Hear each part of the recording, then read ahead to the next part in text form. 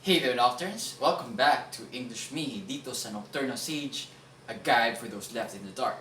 Ako nga pala ulit, si Kuya N, ang inyong class president. Noong nakaraang meeting with Sir Jeremy, tinalakay natin yung tungkol sa, tama, yung sa thesis statement. Ito yung controlling idea na naglalaman ng ano ba talaga yung punto ng article or book o kung ano man yung pinapabasa sa atin ng ating teachers.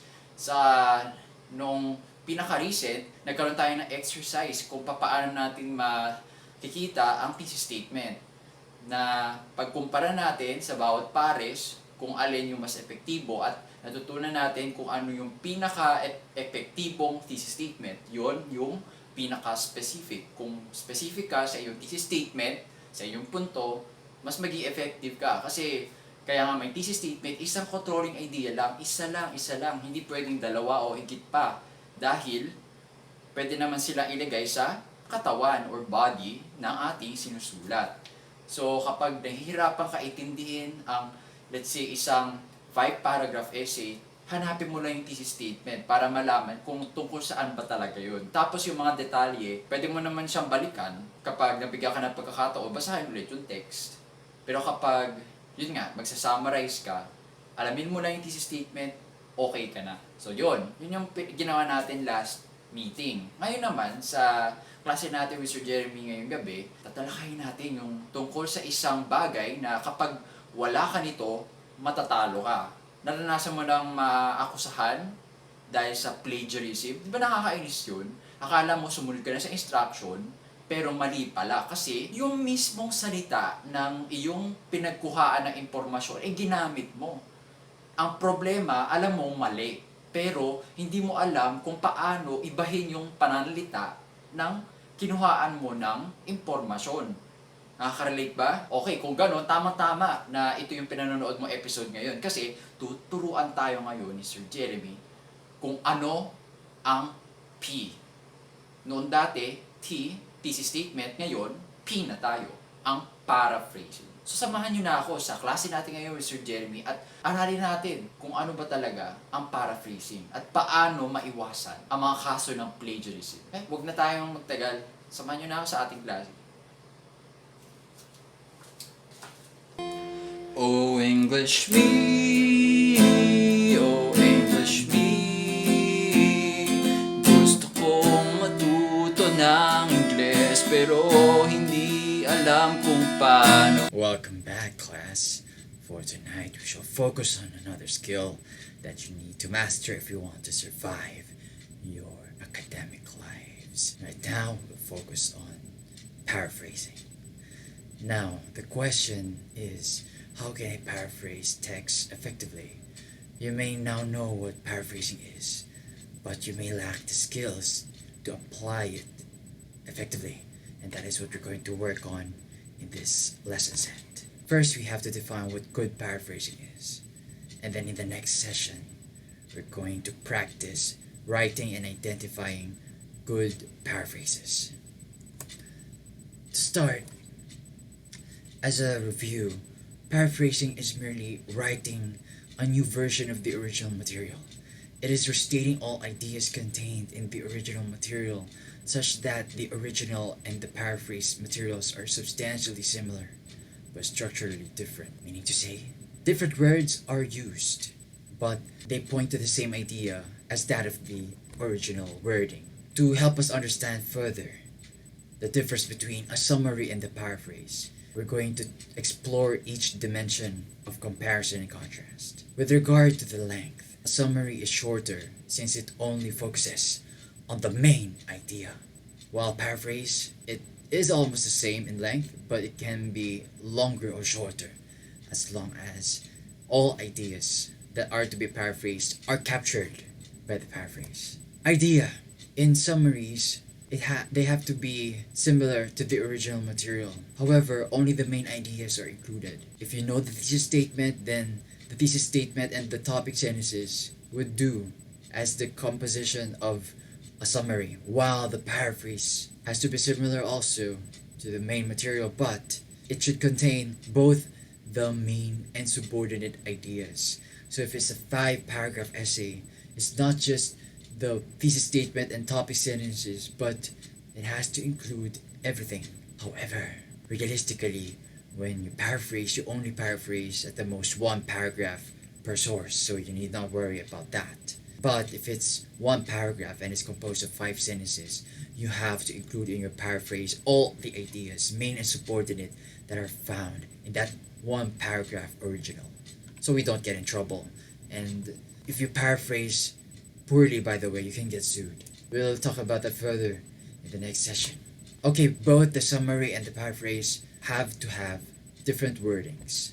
Here are the steps for writing a summary and a paraphrase, respectively. When we want to summarize well, we have to read the selected original material carefully. And for paraphrasing, we also read it carefully, but we have to understand its full and exact meaning. We have to be obsessive compulsive when it comes to capturing all ideas using our wording styles.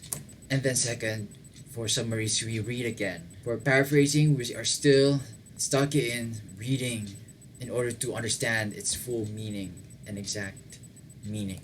In writing summaries, we treat the text as one unit only, since we only document the main ideas. While for paraphrasing, we write our own words per sentence.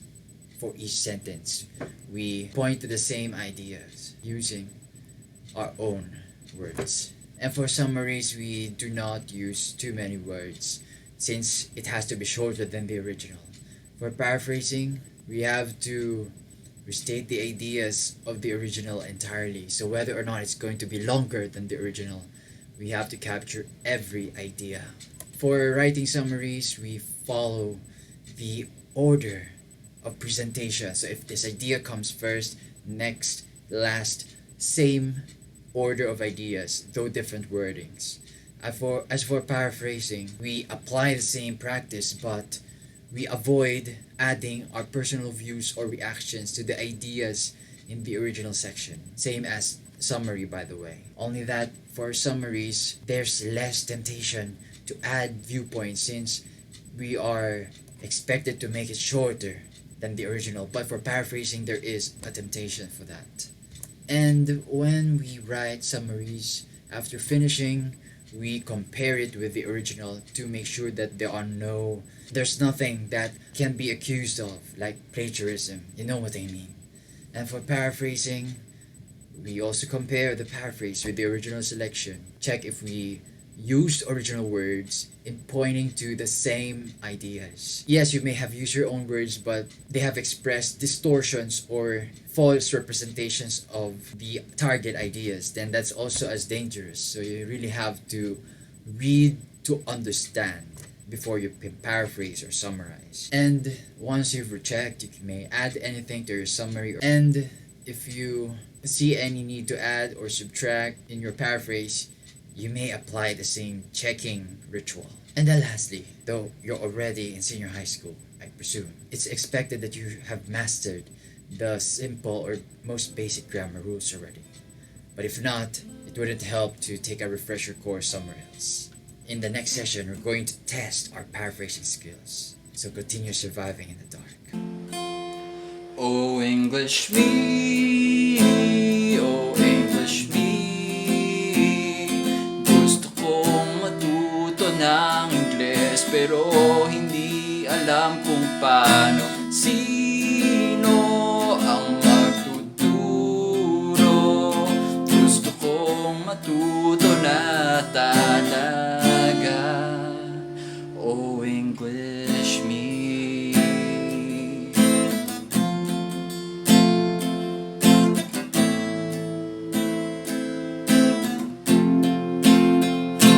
Word of the night, simulation. Now, ang first three na makakapag-comment sa baba ng meaning at ng kanyang original sentence ay magkakaroon ng special mention sa susunod na episode. Kaya, ano pa hinihintay nyo, Nocturnes? Comment na kayo sa baba para masama ang iyong post sa susunod na editing. Bago mag-Friday, tandaan nyo. Kung nagustuhan ninyo ang episode nito, like nyo lang. Saka kung may mga tanong pa ba kayo o suggestions, comment na lang din kayo. And then, i-share nyo naman to sa mga kakilala nyong senior high na mag-aaral ng pay-up sa darating na pasukan. Kasi alam nyo naman, sa panahon ngayon, kanya-kanya ng diskarte kung paano makakakuha ng resources. Hindi tayo makabili ng libro sa labas at makapunta ng school physically para hanapin ang ating teachers. At kalaban pa natin doon ang unstable internet connection kapag nasa chat rooms tayo o anumang video call gamit ang anumang app. Nangyayari yun, nadi-disconnect ka. Gusto mong mag-aral, doon ka na doon sa pinaka-accessible. Kaya nga may mga ganitong klaseng plataforma Sumali ka rin sa ating private Facebook group. Kung nahihiya ka mag-suggest ng mga topics sa baba, meron ka naman malalabasan ng samahan ng loob ang kinikimkim mo.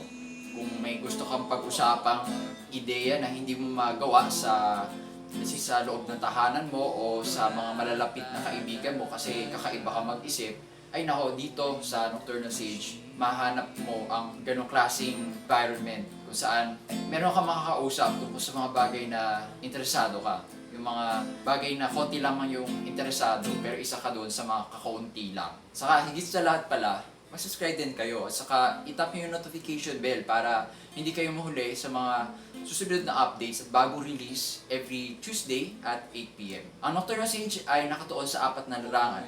Una, ang self-conquest. Self-conquest, kung meron kang pinagdaraanan na dark emotion, kagaya ng loneliness, depression, or stress, kung kailangan mo ng tulong kung paano ito mapoproseso na hindi nakakasakit ng ibang tao o ng sarili, para sa'yo ang channel na to. Saka communication, kaya may English me pero hindi lang limitado sa pagbasa at pagsulat ng English. Pwede rin sa spoken communication, kung paano mo madedevelop ang confidence mo na magsalita at paano sabihin at mga dapat sabihin sa mga iba't ibang sitwasyon para hindi ka mapahiya or kung mapahiya ka man, paano ka maka-recover. At saka paano mo persuade yung mga ibang tao kung paano nagawin ang ninanais mo na hindi nangaaway. And then, leadership. Kapag ikaw ay bagong student council officer, mapa-president o anumang posisyon, o kung ikaw ay nagtatrabaho na at bagong promote ka sa work, gusto mo malaman kung paano humawak ng tao, gusto mo ng tips, gusto mo ng advice, para din sa'yo ang channel na to.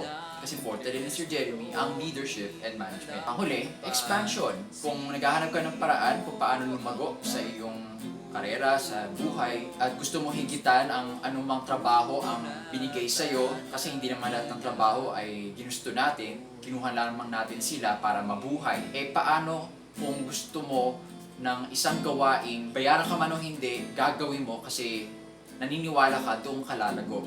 Hindi pera yung parating magbibigay sa iyo ng paglago na ninanais mo. Kung naghahanap ka ng paraan para maranasan yung ganong klaseng paglago, para sa iyo ang channel na to. Salamat muli sa panonood. Ako ulit si Kuya N. Kita-kits sa susunod na episode ng English Me dito sa Nocturnal Sage, a guide for those left in the dark.